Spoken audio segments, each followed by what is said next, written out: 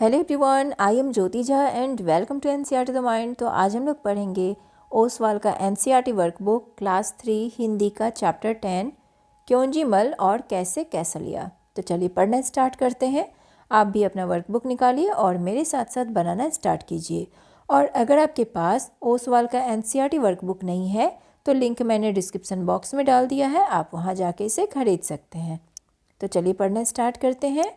Chapter 10 है क्योंजी मल और कैसे कैसलिया। ठीक है, तो पहले हम पाठ के विषय में जान लेते हैं। ठीक है, तो यह कहानी हमें सिखाती है कि क्यों और कैसे समझाने के चक्कर में बहुत सा समय बर्बाद हो जाता है, किंतु इन प्रश्नों का कोई अंत नहीं होता। ठीक है, अब इसमें है कठिन शब्द और उसके अर्थ। सानना यानी पानी से गीला करना, चुटकी भर थोड़ा सा, समेटना यानी इकट्ठा करना।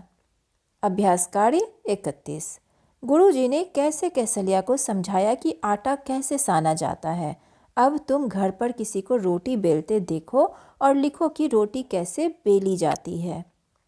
ठीक है, तो सने आटे में थोड़ा सा आटा लेते हैं, फिर उसका गोल गोल पेड़ा बनाते हैं, उस पर सूखा आटा लगाकर चकले पर रखकर गोल गोल बेलते हैं। ठीक है, इसके बाद है कि रोटी बनाने के लिए कितना कुछ काम करना पड़ता है, जैसे सानना, बेलना आदि। तो पता करो और लिखो कि इन्हें बनाने के लिए क्या क्या करना पड़ता है। चाय बनाने के लिए तो ये आप घर में अपनी माँ से पूछ सकते हैं या बड़ी दीदी है उनसे पूछ सकते हैं। ठीक है, और कैसे बनाया जाता है तो इसके बारे में लिखेंगे। ठीक है, सब्जी बनाने के लिए, दाल बनाने के लिए, हलवा बनाने के लिए, लस्सी बनाने के लिए, ये सब कैसे बनाया जाता है तो हमें क्या क्या करना पड़ता है इसके लिए, तो ये आप पूछ के लिखेंगे। कैसे बनेगी रोटी। ठीक है, नीचे रसोई की कुछ चीज़ों के चित्र बने हैं, उन्हें देखकर बताओ कि रोटी बनाने में कौन कौन सी चीज़ इस्तेमाल नहीं होती, तो ऐसी चीज़ों का इस्तेमाल किस काम के लिए किया जाएगा, लिखो। ठीक है, अब देखिए ये सब चीज़ है ना, तो सामान का नाम और इस्तेमाल। यहाँ पर बहुत सारा चीज़ दिया हुआ है, सामान दिया हुआ है। तो जैसे कप प्लेट का यूज़ करते हैं हम लोग चाय पीने में, लोटा का पानी पीने में, अचार का डिब्बा का तो अचार रखने के लिए, कढ़ाई का सब्जी बनाने के लिए। ठीक है, तो ये सारे यूज़ होते हैं। अभ्यास कार्य 32। आसपास। हम गेहूँ पिसवाने आटा चक्की पर जाते हैं। हम इन कामों के लिए कहाँ जाते हैं। अब आटा खरीदने कहाँ जाते हैं हम, तो चक्की वाले के दुकान पर।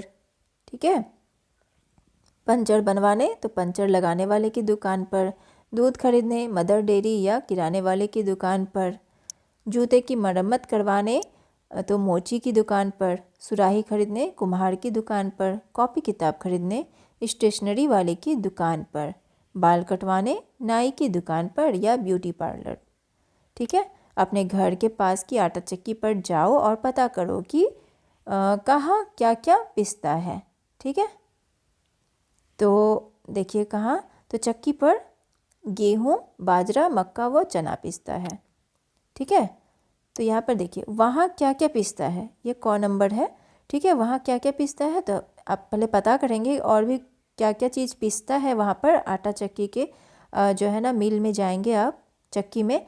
ठीक है, और पता करेंगे। ठीक है, इसके बाद है ख नंबर, तो आटा चक्की किस चीज़ से चलती है, तो आटा चक्की बिजली से चलती है। दिन में चक्की को कितनी बार रोका जाता है, तो दिन में चक्की को 3-4 बार रोका जाता है। ठीक है, इसके बाद है तुम्हारी समझ में क्या आया, तो गुरुजी थैली में क्या लिए जा रहे थे। गुरुजी थैली में गेहूँ पिसवाने के लिए ले जा रहे थे। क्योंजी मल और कैसे कैसलिया से मिलने पर तुम दोनों के बीच में क्यों भटकते रह जाओगे। क्योंजी मल और कैसे कैसलिया से मिलने पर हम दोनों के बीच भटकते रह जाएंगे, क्योंकि उन दोनों में क्यों और कैसे प्रश्न कभी खत्म नहीं होंगे।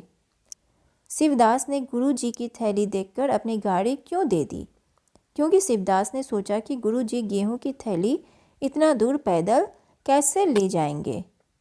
इसके बाद है दाम। नीचे कुछ आटों के नाम लिखे हैं, उनके दाम पता करो। नाम है वजन, दाम। मक्की का आटा 1 किलो का दाम 14 रुपया या कितना है, इसका दाम आप पता करके उसके बाद ही लिखेंगे। बाजरा का 1 किलो का 12 रुपया, चना का 1 किलो का 40 से 50 रुपया। ठीक है। इसके बाद है अभ्यास कार्य 33, रोटी एक नाम अनेक। रोटी को अलग अलग जगहों पर अलग अलग नाम से पुकारा जाता है, कुछ और नाम पता करके लिखो। ठीक है। तो क्या क्या बोलते हैं हम रोटी को, जैसे कि फुल्का, कहीं कहीं पे फुल्का बोला जाता है, चपाती, पराठा। ठीक है। उसके बाद है तुम्हारे घर में आटा सानने को क्या कहते हैं। क्या कहते हैं, आटा गूंथना, आटा गलाना, आटा मलना या कुछ और क्या बोलते हैं।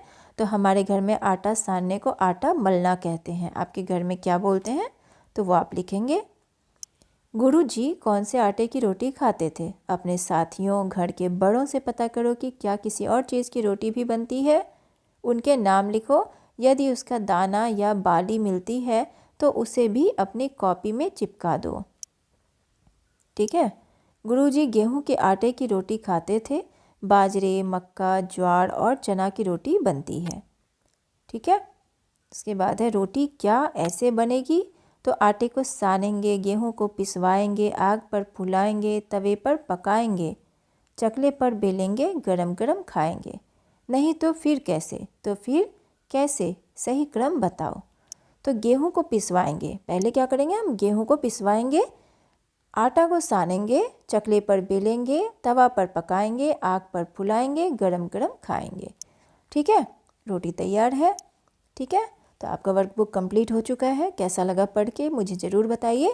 अच्छा लगा हो मेरा पढ़ाना तो मेरे चैनल NCERT द माइंड को लाइक सब्सक्राइब कीजिए और पास में दिए गए बेल आइकन को ज़रूर प्रेस कर दीजिए ताकि NCERT से रिलेटेड हर वीडियोज़ आपके पास समय से पहुंचती रहे। मिलते हैं नेक्स्ट वीडियो में, तब तक के लिए bye, take care, thanks to watch my video.